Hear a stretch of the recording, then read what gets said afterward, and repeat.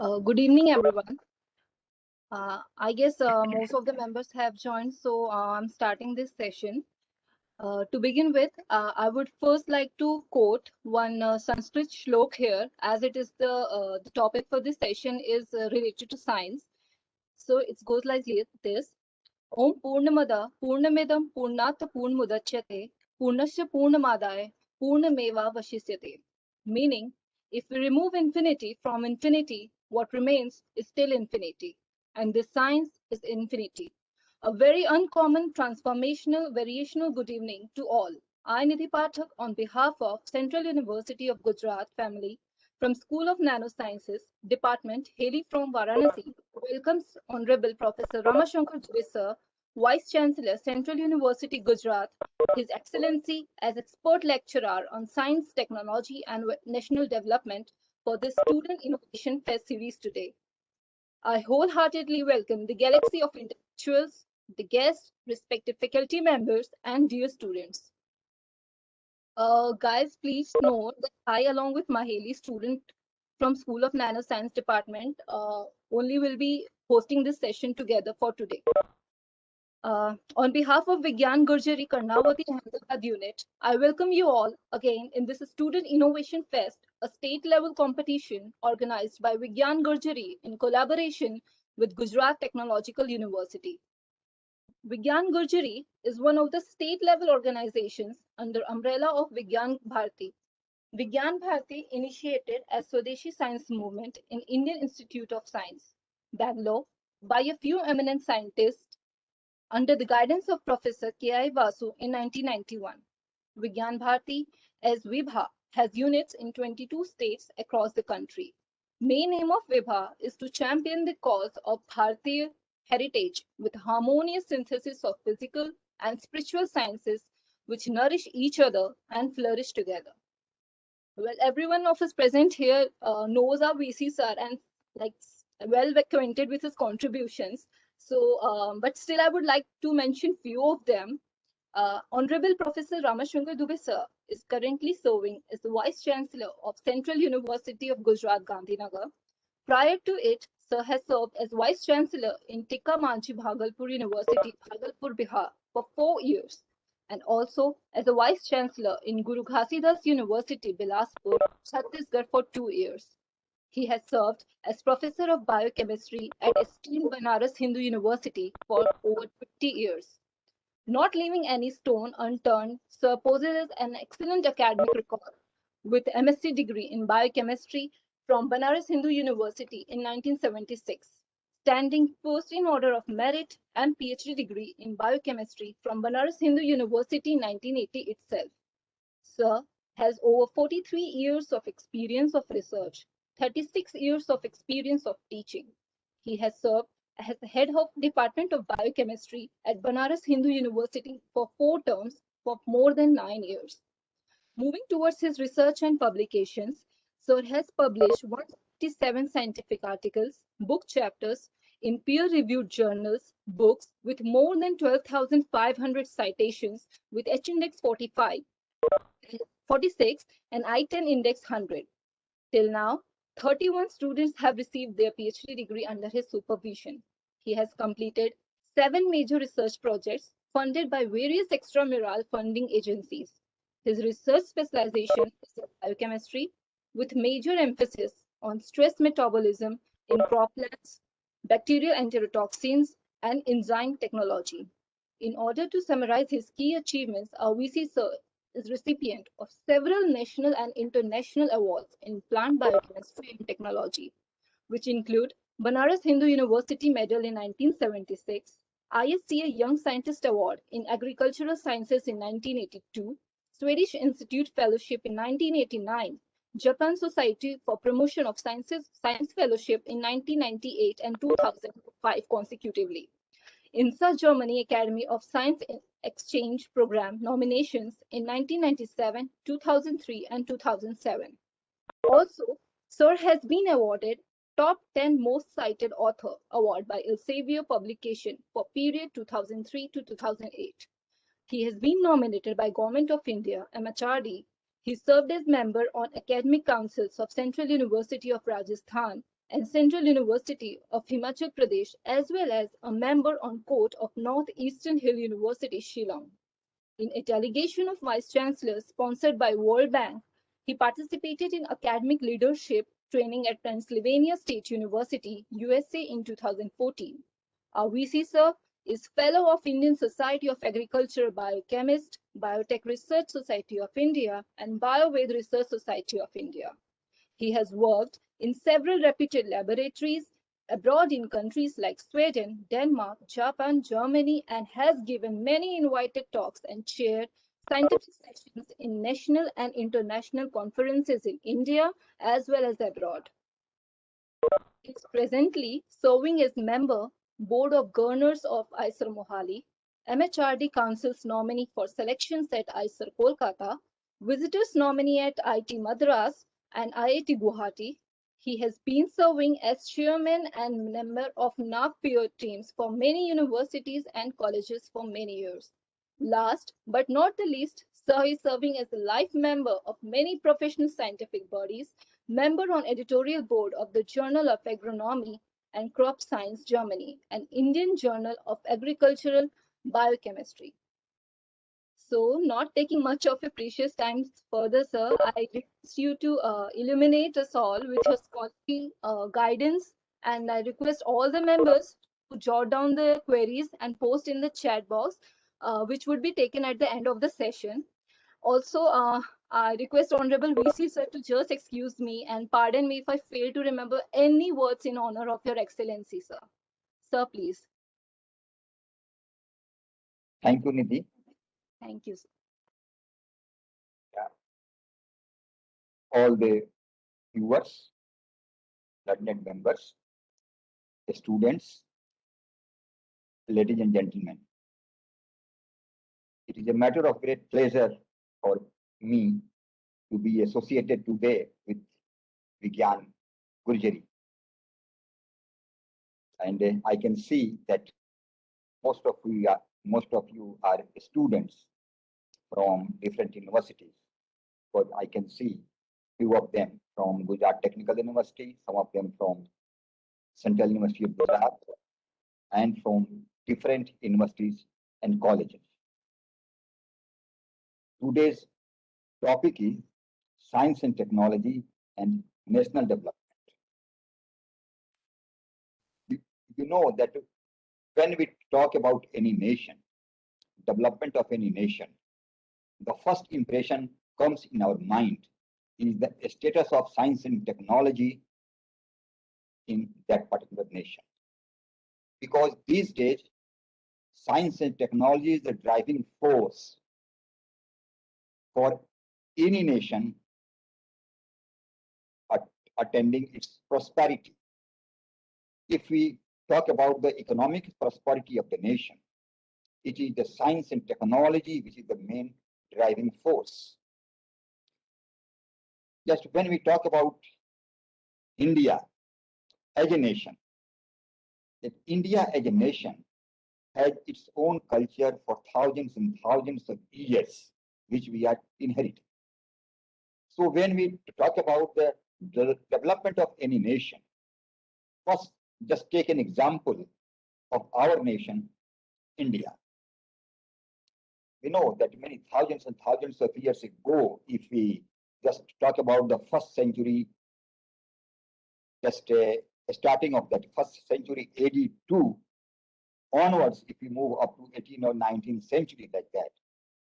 So during that period, India was known as golden bird, सोने की चिड़िया कहलाता था Bharat. And the reason was due to that India was the most prosperous country of the world in terms of science, technology, in terms of education system. Because India had a very rich tradition of teachers and students. And in ancient India, the teachers used to be called as Guru and the students used to be called as Sishya. And there were Rishi, Maharshi in innumerable numbers in India in the past. And those Rishis, Maharshis used to practice at lonely place in forest and such places that and with so much of sadhana, jap and tap they used to do, they perform meditation, so much of meditation and other things that, and they derived out of their brain, they derived many types of formula, many types of philosophies, and that led to the build-up of Indian culture and civilization from that time. So if we talk about our rishis and Maharshis at that time in ancient India, that uh, texts were not as texts are like these days. Those days, Shruti Parampara, we know that Shruti and Smriti Parampara, by chanting, memorizing, and meditating, these were the concepts between Guru and Sishya. Guru was imparting training to the Sishya, then memorizing of the text, chanting, memorizing of the text, followed by meditation. These were the practices. And in ancient times, even that when Guru was teaching the Sishya, so purpose of the teacher was to see that in the disciple, all round development occurs, means development of man, buddhi, atma, mind, body, and soul, all round development. That was the purpose of education. Unlike today's materialistic world, at that time, education was very much integrated with spirituality. So mind, body, and soul the development. And at that time, in all gurukuls, that science was being taught along with religion, along with social sciences, along with humanities, like various types of Dhanur Vidya, Khagol Vidya, Ausad Vigyan, that medicine, everything was being taught at primary levels in our gurukuls and then at higher level in the universities. The oldest university of the world one can think of, which was in India, the Takshila University. The Takshila University was built in India 6th century BC. Remember, when there was no concept of university in the world. At that time, India was the country to have a world-renowned university, Takshila. Now, of course, it is in Pakistan, but at that time, India had a Takshila University. And in Takshila University, the famous guru, Acharya Chanakya, he was a guru, professor, guru in that Takshila University. And various types of science education was provided in the Takshila University. And it is being told that 10,000s of students from across the world, they used to flock together, they used to come together in Takshila University to get education in Indian religion, Indian culture, as well as Indian science. That science was so much developed at that time. And a chain of universities was set up later on, and in 4th century AD, Nalanda University was built up now near Patna in Bihar.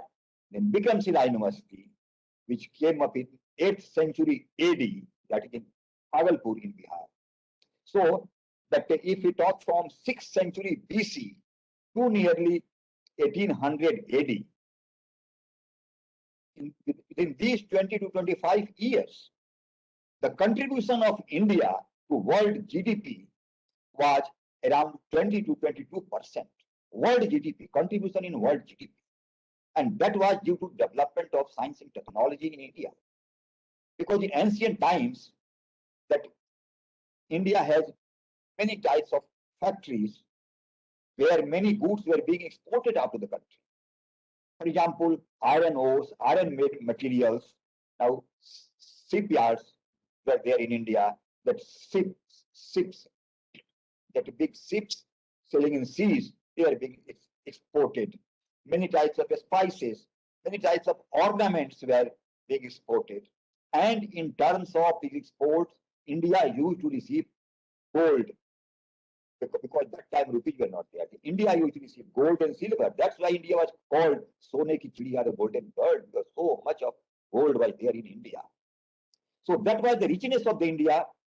That richness was dependent on the high quality teachers, gurus, and disciples, and that led to establishment of very strong science and technology network in India, in ancient India.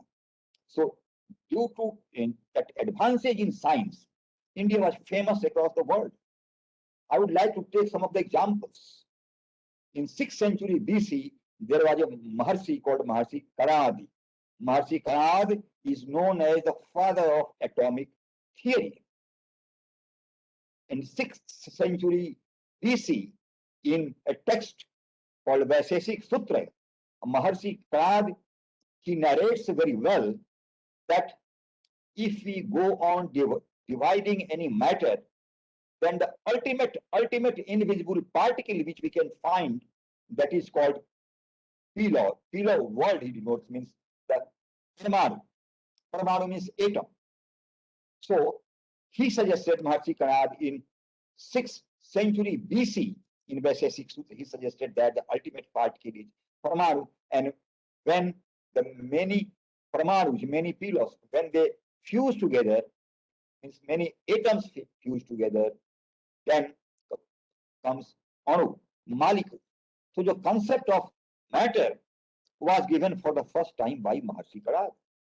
It was agreeing that after Maharshi Karad, nearly 2000 years later, when Dalton gave the same atomic theory, then now we are being forced to study that Dalton is the father of atomic theory. But in fact, the atomic theory was given by Maharshi Karad. In the text one can read even now.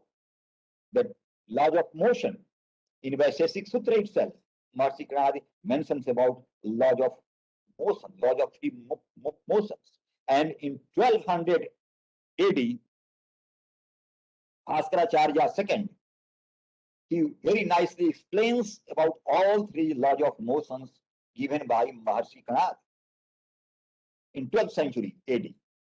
And later on, 500 after Maharshi Karad, Newton gave the same three theories, laws of motion, and we have taught that. There are innumerable examples that if you take in 200 AD, Nagarjuna, he was a famous chemist. And Nagarjuna at that time, in 200 AD, he could show that mercury can be converted into gold. And he showed, I mean, a complete discipline of chemistry was established, known as alchemy, that any metal can be converted into different type of metal, because our Indian scientists, there were so much learned scientists at that time, the 200 AD, that he could show that mercury can be converted into gold. And now we know at this particular time, when Mendeleev's periodic table came up in 19th century, then we could know that the atomic number of mercury is 80 and atomic number of gold is 79. When one proton is taken from mercury, then it can be converted into gold. But today, modern science has not yet shown that mercury can be converted into gold. But our scientists were so much competent at that time, Nagarjuna and others, his descendants, that he could convert any metal into other metal. So there is a great legacy like that in 476 AD, Aryabhatta, he was born in Bihar, and in the 23 years of age, Aryabhatta wrote a book, Aryabhattiyam, at 23 years of age. And in Aryabhattiyam, it mentioned very nicely about motion of Earth, motion of various planets, and how the motion can be calculated. And he calculated the motions of Earth, about motion of Earth, and he Aryabhatta first time showed that Earth is round and Earth moves around the sun. He first showed that moon moves around the Earth, and he calculated the value of pi up to 4 decimal places. And Aryabhatta was the person who explained about the zero and the concept of zero. So likewise, there are many scientists. We take the name of Varamihir. Varamihir, he was among the 9 gems in the courtyard of Maharishi, that Vikramaditya, Raja Vikramaditya. Vikramaditya के दरबार में जो 9 James हुआ करते थे, 9, उसमें से वराहमिहिर थे। And Brahmihir was the first scientist in the world who could show that the shining of moon and stars is not due to their own, but it is due to the sun, reflection of the sun. The first time that Brahmihir could. So just I would like to suggest that India has such treasure of knowledge, scientific knowledge. And this treasure of scientific knowledge, all scriptures are there in our, from the beginning, from Vedas, Purana, Upanishads, and many that Sanskrit books, many texts. And at that time, education was being imparted in Sanskrit language and regional languages, local languages throughout the country.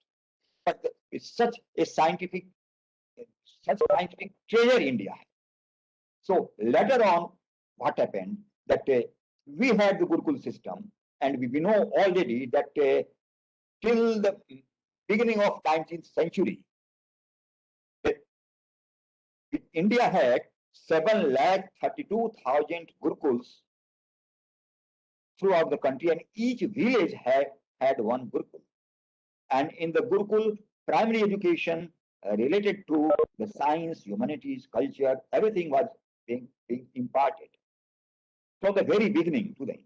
And those who were capable enough, they were going for higher education because we were having those type of university. And as I pointed out, unlike today's, at that time, education was devoted to the complete overall development of the personality.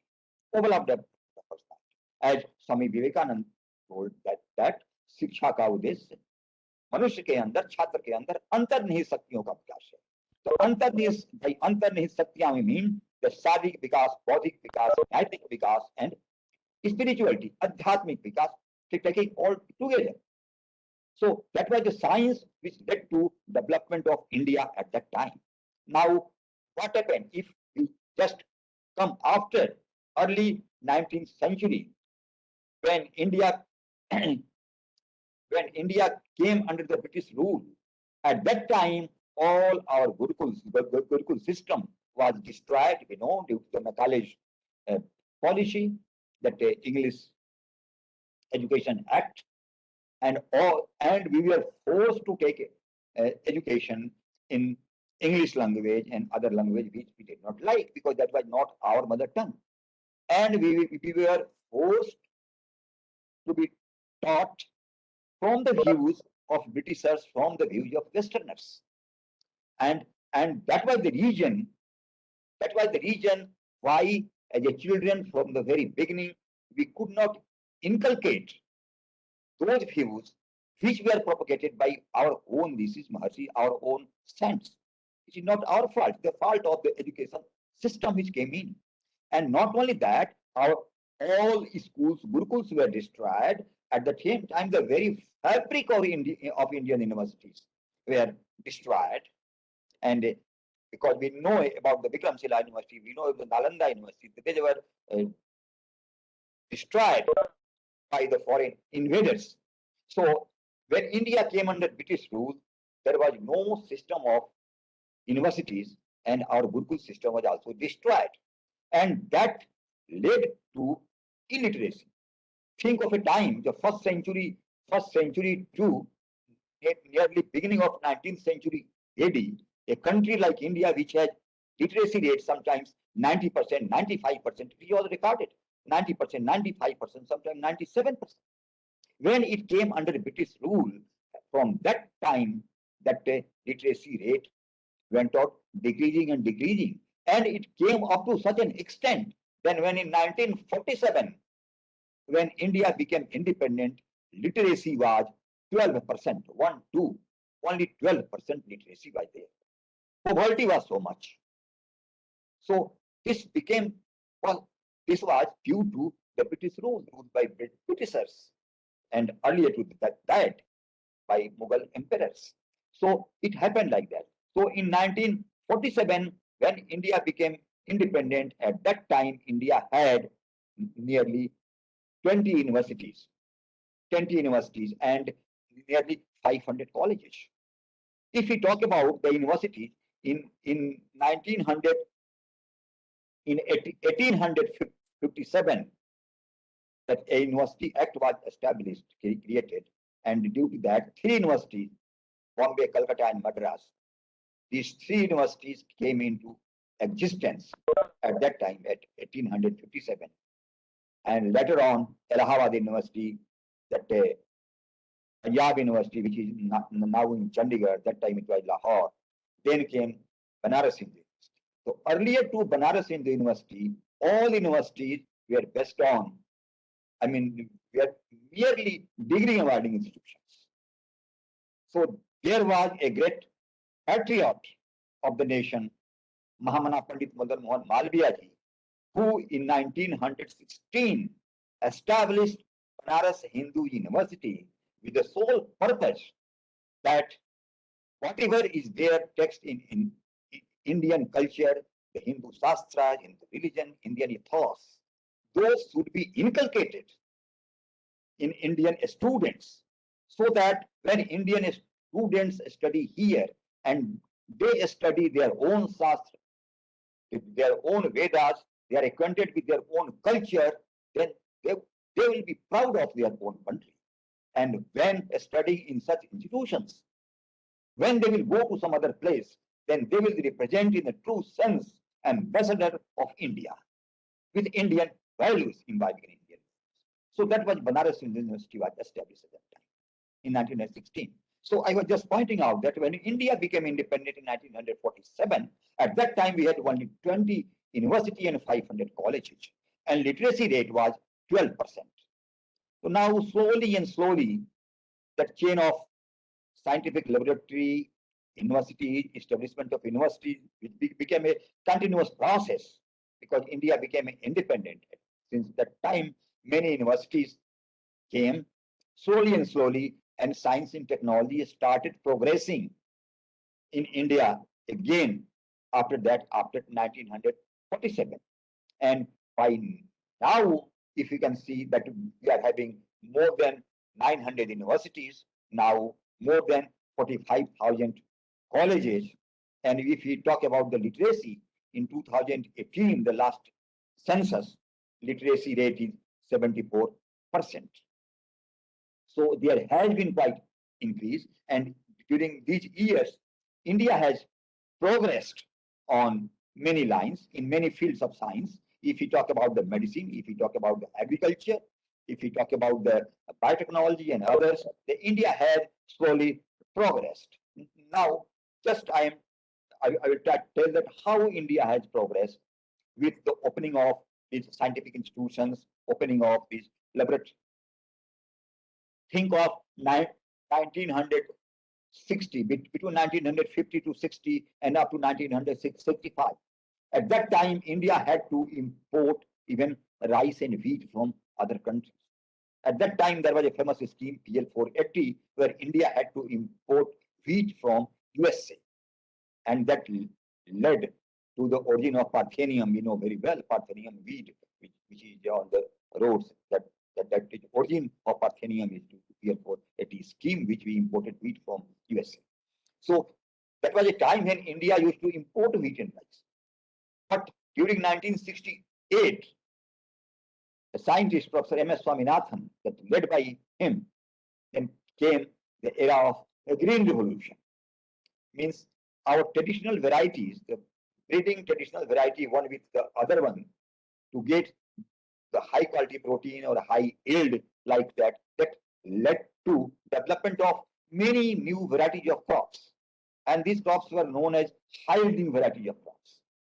So that led to the Green Revolution during 1968-70. And whatever now we see in the major agricultural lands, all varieties of crops, mostly these crops are high yielding varieties of crops which came up after 1900, 1968 to 1970. And now India is self-sufficient when we talk about the production of food grains. Now, food grains, total farm grains production in India, now it is second in the world at this time. India is producing nearly 280 million tons of food grains. So now India is self-sufficient India is number 2 in the world in production of rice, number 2 in the world in production of wheat. India is today number 1 in the world in production of milk, number 1 in the production of various types of vegetables. So, where we had to import food grains from different countries, now India is self-sufficient and it is exporting various types of materials to other countries. So, it is the agriculture point of view. And in agriculture, we know that the Biotechnology Board was established by Government of India in 1982, and there are many laboratories in India working in biotechnology. So with the development of biotechnological tools, now it is possible to identify a DNA of interest in any organism and to put this DNA of interest in any other organism. So in other organism, when this DNA is inserted, then the character which this DNA holds reflects. That character is inserted in the host other organism. So in this way, genetically modified crops have also been produced. And in India, that the most famous genetically modified crop is BT cotton. BT stands for Bacillus thuringiensis. There is a bacteria, Bacillus thuringiensis, which secretes that protein, and this protein can kill larvae of the insect. So BT gene from Bacillus thuringiensis has been inserted into the cotton plant. And that cotton plant, which is genetically modified cotton plant, known as the BT cotton, when this grows BT cotton plant, it has a very big balls, so it is producing more cotton. And today in India, the cotton growing areas, 94% of the cotton growing areas, BT cotton is being grown. And India is one of the major exporters of cotton now in the world that has been used to BT cotton. So our scientists have done a lot, agriculture scientists have done a lot to make India self-reliant. And in the future growth of biotechnology in India, many genetically modified crops have been produced, but not yet under cultivation because there are many hurdles, many certifications, many trials through they have to go. Like scientists have produced golden rice. This golden rice, it looks brown. It has vitamin A in itself, vitamin A gene. So especially poor people or those areas, people are suffering from night blindness. When this type of rice will be eaten, so night blindness will not be there, and it will suffice the requirement of vitamin A deficiency. So that is not yet the cultivation, but I mean maybe in the future years, future times it comes in cultivation. And similarly, BT brinjal, BT maize.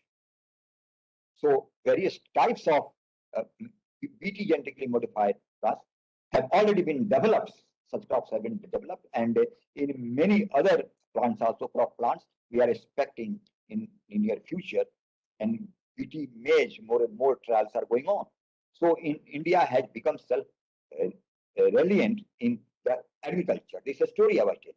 And if we, I mean, we talk about the health sciences.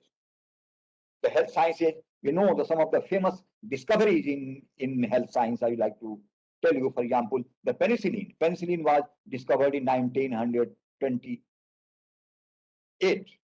And that penicillin, when it was discovered, that discoverer also, he did not know that this fungus is going to kill bacteria. That was accidental discovery.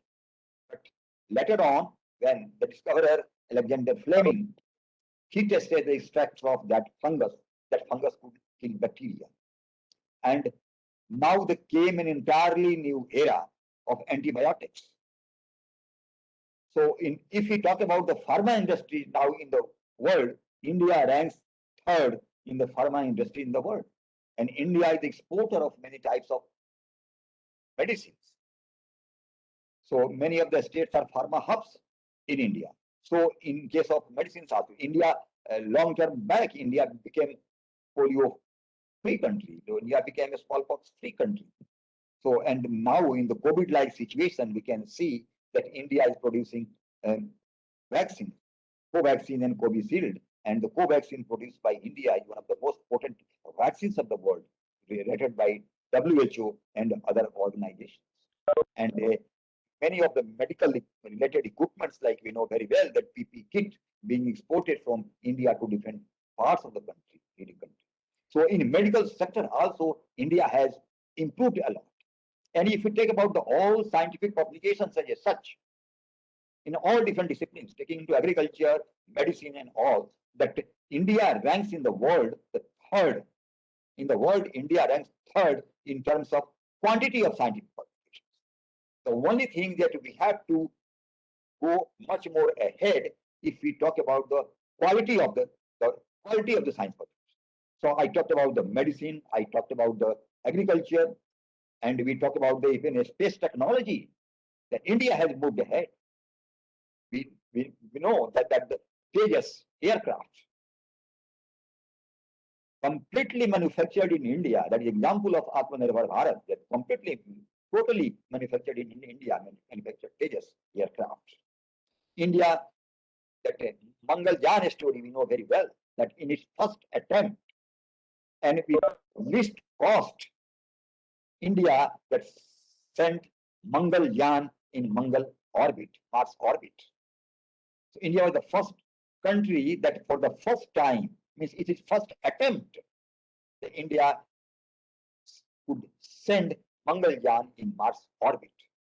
And in Chandrayaan also, Chandrayaan, India could push Chandrayaan in the orbit of Chandrama, moon, and that Chandrayaan could detect that surface of moon has water.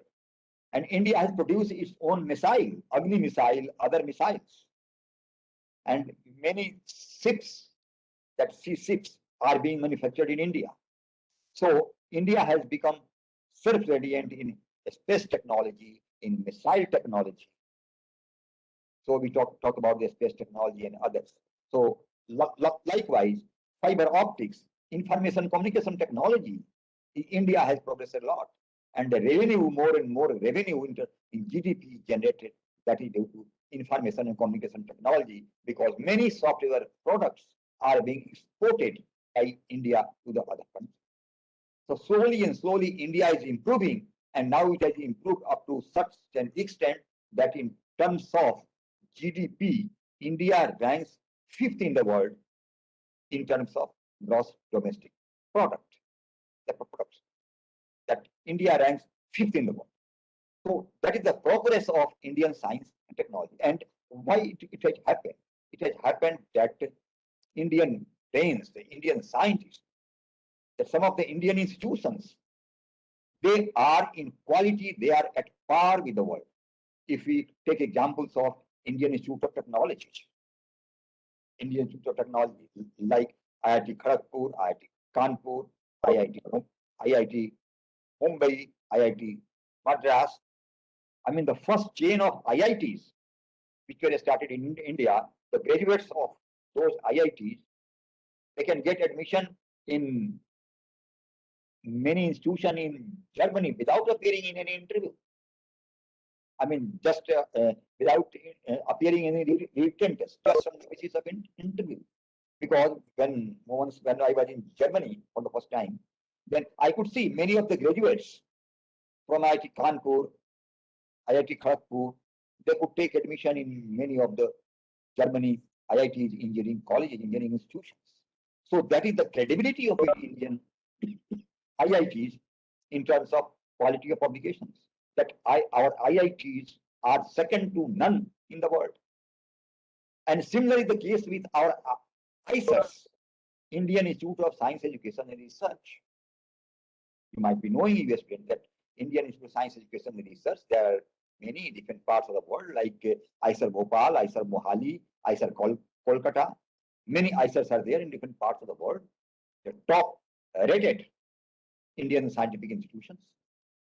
And in India, when we talk about the top most scientific, few topmost scientific institutions, we know about Indian Institute of Science, Bangalore. That every year, when we talk about the scientific institutions in India or scientific institutions across the world, Indian Institute of Science, Bangalore figures somewhere at the top.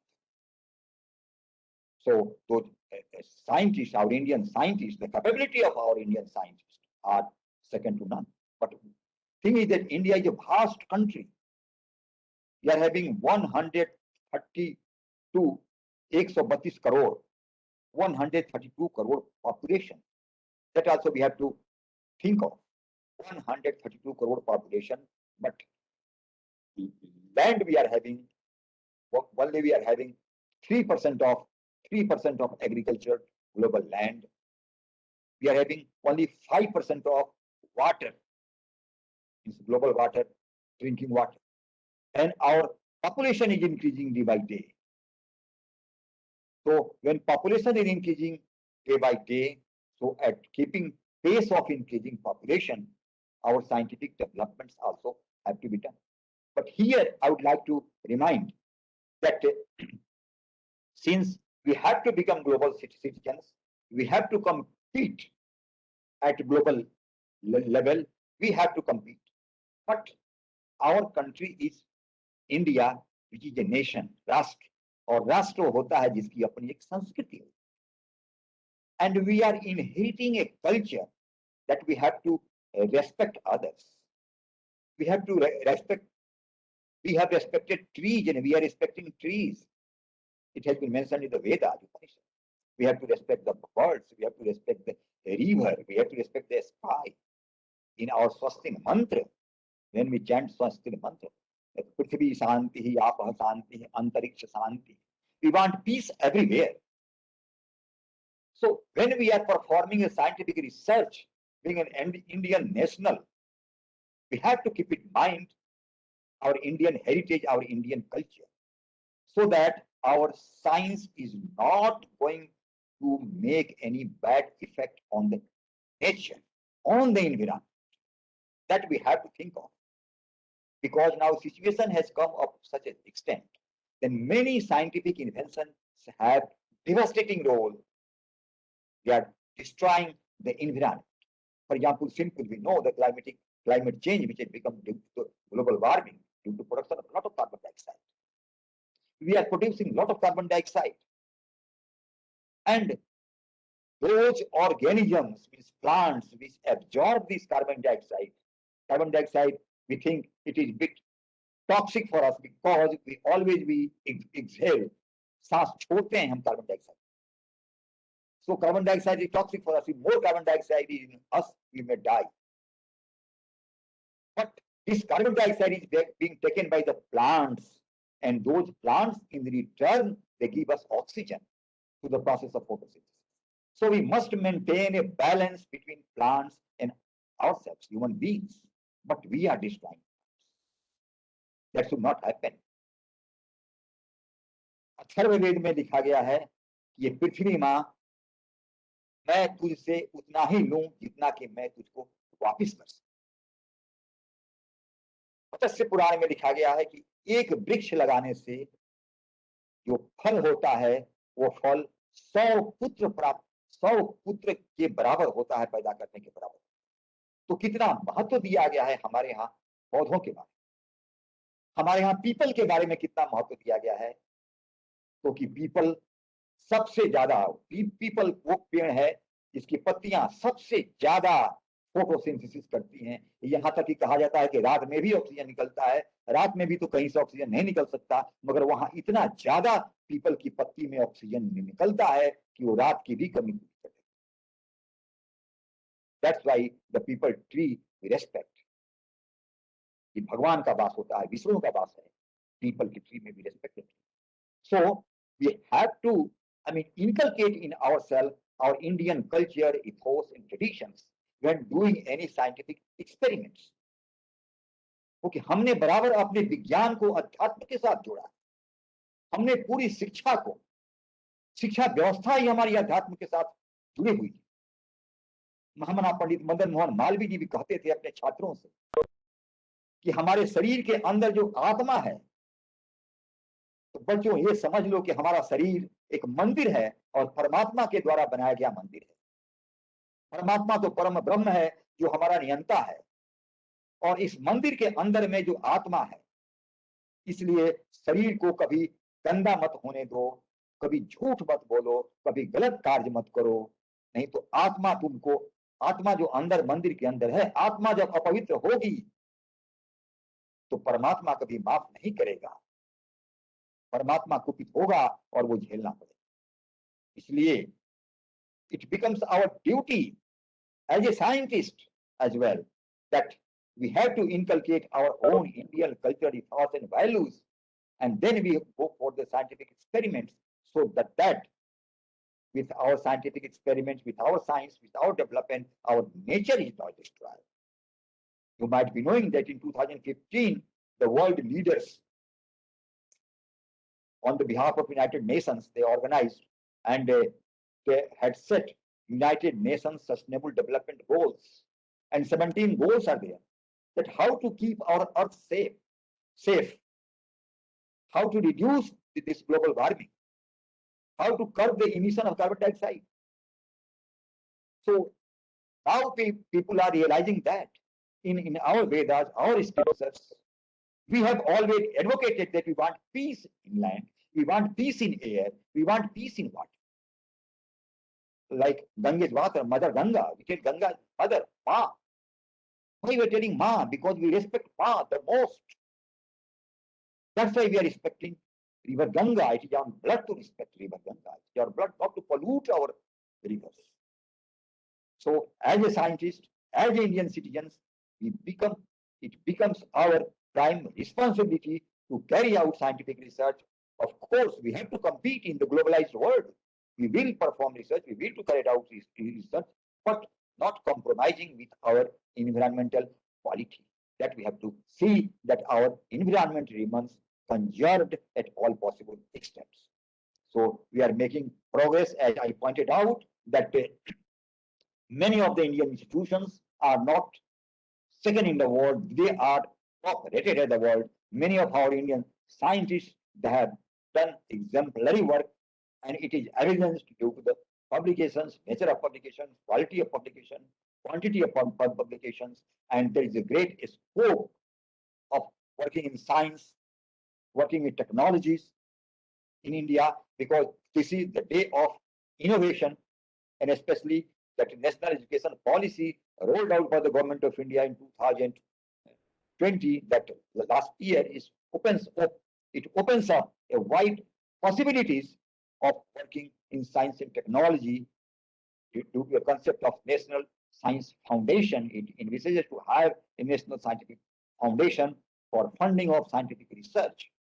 And there are many startups, innovation policies devised by central governments as well as the state governments, where the young trained or all students like you, if you want to do something, you want to innovate something, there are innovation centers, incubation centers, where you can take up a small projects and that can be promoted. We are also having in our Central University of Gujarat, now almost all universities are having that. So enormous opportunities are there in India, and Indian scientists, wherever they have excelled a lot. You might be knowing about the Silicon Valley and in the USA, and these days India is a major exporter of software products in the world. Our Indian doctors, Indian engineers, they are, I mean, doing a lot. And in USA, if we talk about the Microsoft, we talk about the Google, we talk about the many pharma industries over there, the top bosses are Indians. So with a lot of optimistic hope, we have to go further, and we have, with the challenge, we have to take up science and technology as our future career. So I think with these few words, I want to hear, and as Nidhi pointed out, that I don't know whether, but it is possible to have discussion or something that I am there. If there are some questions or queries from this side from you, then we can discuss it. Thank you. Thank you, sir. Thank you so much. That was very well acquainted and cognizant enlightenment. And we as students, we will surely try to make the best use of your guidance and knowledge, sir. Now, I request Mahili to take the charge for the further proceedings. Mahili.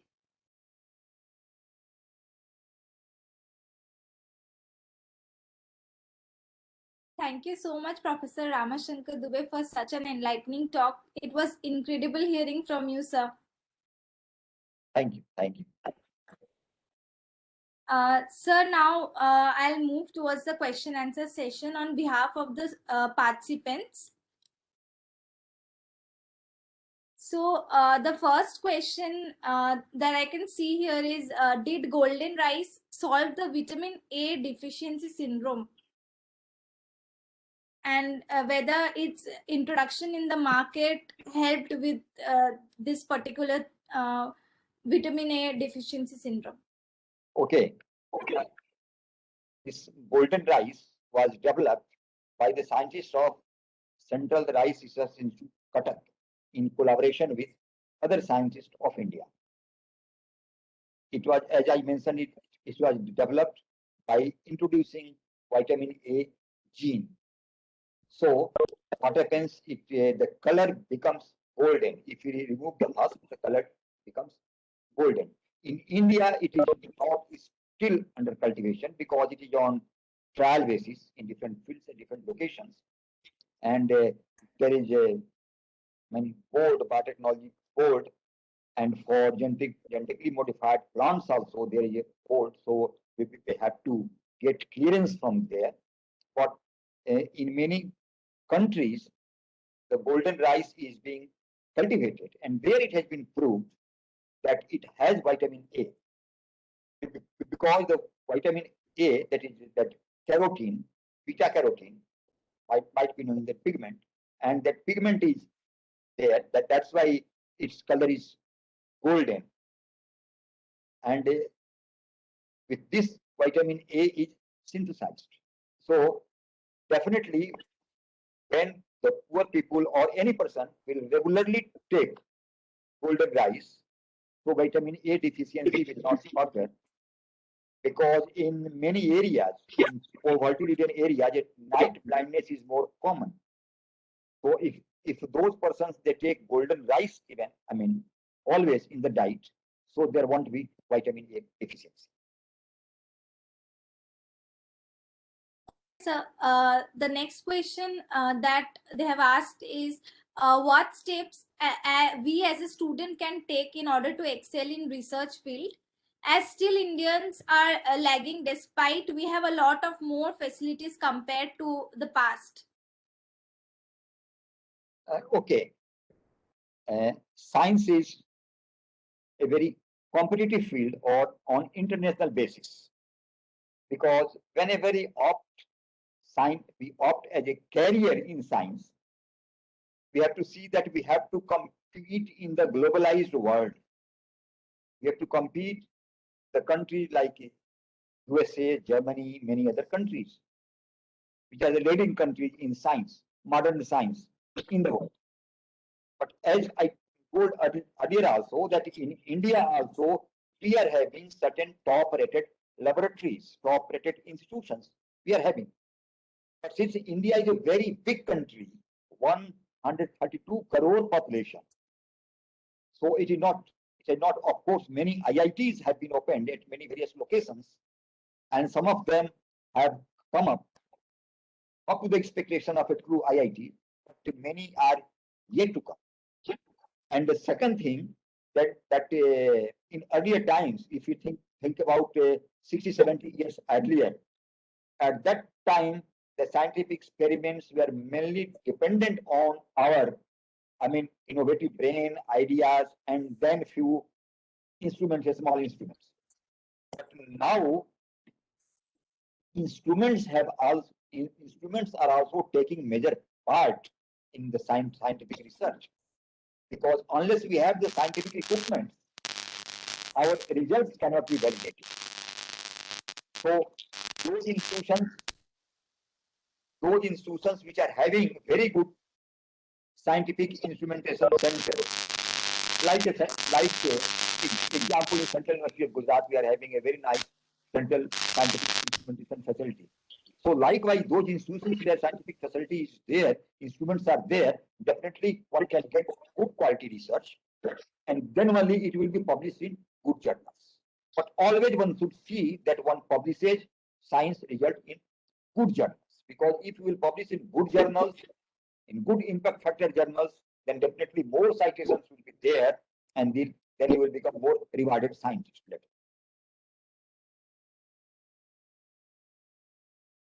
Okay, sir. Sir, there is another question related to this topic.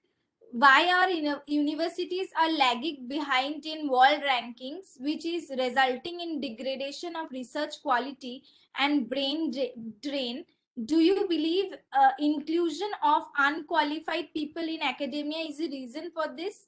What solution do you think in short term and long term can be done for this cause?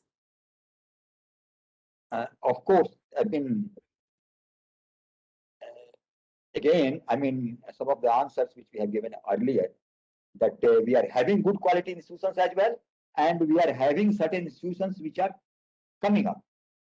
So, of course, more and more funding is needed in education, in this university, and if you can see, steadily we are going on. If we can see the data, that GDP, how much is being spent on education. If you take data of 8 years earlier from now, 8 saal pehle, then hardly 3% of the GDP was being spent on education. But in the last 6-7 years, if you can see, it is more than 4%, up to 4.78%. So more and more spending is being done on education.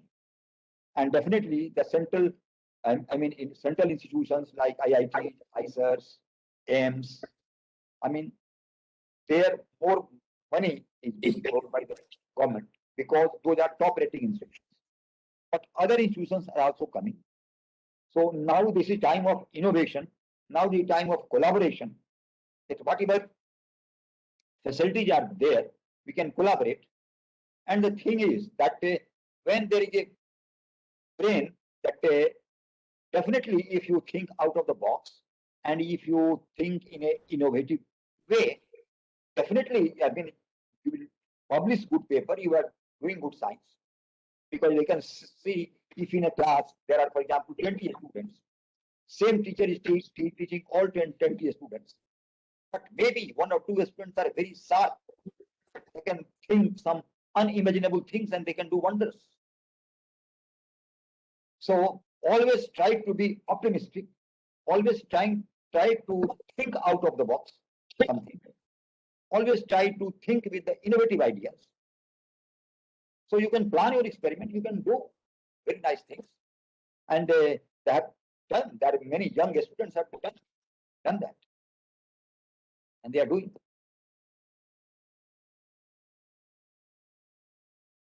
Okay, sir, there is one more question. The last one. Yeah. Sir, how does we combine the Indian heritage with the research work we do? And how will it benefit in conserving the devastation that we have already done to the nature? Okay. As I pointed out, we have done a lot of damage to the nature. And if we prioritize that, how we could do this much of damage, the first thing comes the carbon emission. A lot of carbon dioxide is being emitted due to the fuels, fossil fuels, combustion of fossil fuels, diesel and petrol. So now it has come time that we have to look for alternate source of energy. And research is being done to look for non-conventional sources of energy. For example, electrical energy, wind energy, light energy. Light. India is a country where we can got a lot of solar light. So now solar panels are coming to harvest the solar energy. So we have to think that what could be the alternative for conventional sources of energy, because diesel, petrol, all other things, these are reserves. So if any reserve will be there, one day, I mean, it will exhaust. So we have to use non-conventional sources of energy, and that energy, that hydrogen is also one source of energy. Hydrogen can be produced by splitting of water. It can be produced somehow with solar and other. Hydrogen also can be produced chemically. Also, it can be produced. So hydrogen also can be taken as a safe source of energy. So one is energy sector. Other is in agriculture sector. We have done a lot of damage to our soil.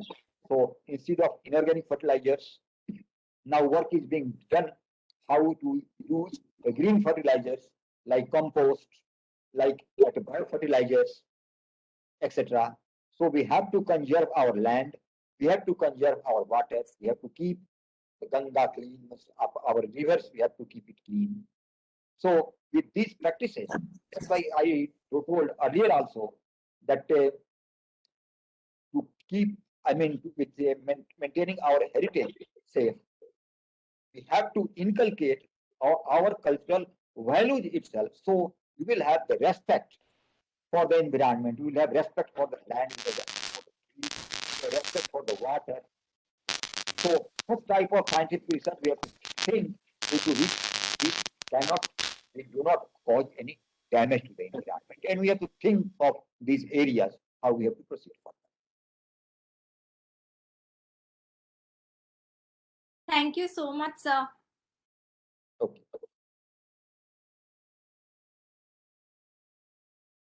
Sir, can I move towards the vote of thanks? I think they are done with the questions.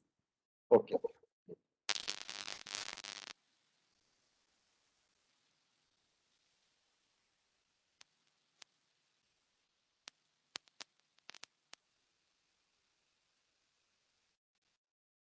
It's an honor to have been asked to offer a vote of thanks on today's webinar where Professor Ramashankar Dubey, Honorable Vice Chancellor, Central University of Gujarat is here with us.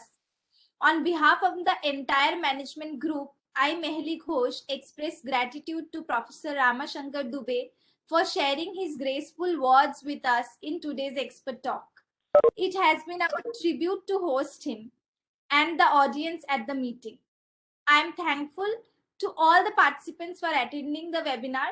We all have been fortunate to have a renowned identity, Professor Ramashankar Dubey, among us. I am very thankful to the Vigyan Gujrari, Gujarat Technological University, and all the event partners, faculty, and students for supporting this webinar and making it a success. We have another expert talk on COVID-19 genomics, study of the whole genome of COVID-19 by Dr. Madhvi Joshi, Joint Director GBRC, on the 4th of June at 4 p.m. Do join the session for an informative talk. Now let me call it the fraternity of basic sciences here together, and on my behalf extend a very hearty vote of thanks to Professor Ramashankar Dubey for sparing some time for this webinar and marking his presence here. It has remained a pronounced pleasure. Thank you so much, sir. Thank you. Thank you so much, sir, for give your a very important time to with us and sharing the good history of the Indian actually science movement. Sir, also from behalf of Vigyan Gujri, we are also ready to do some help to your institutes also. So whenever, sir, if you need any kind of the help from our side, so please feel free to ask, sir. Sure. Thank you, sir. Okay. Thank you so much, sir. Okay.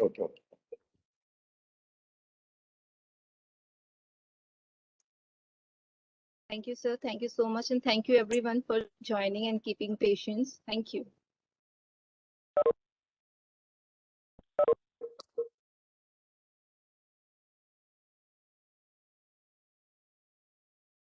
Thank you both of you also for anchoring and give your precious time to us. Thank you, Thank you, sir. sir. Thank you. It's a pleasure to do it, sir.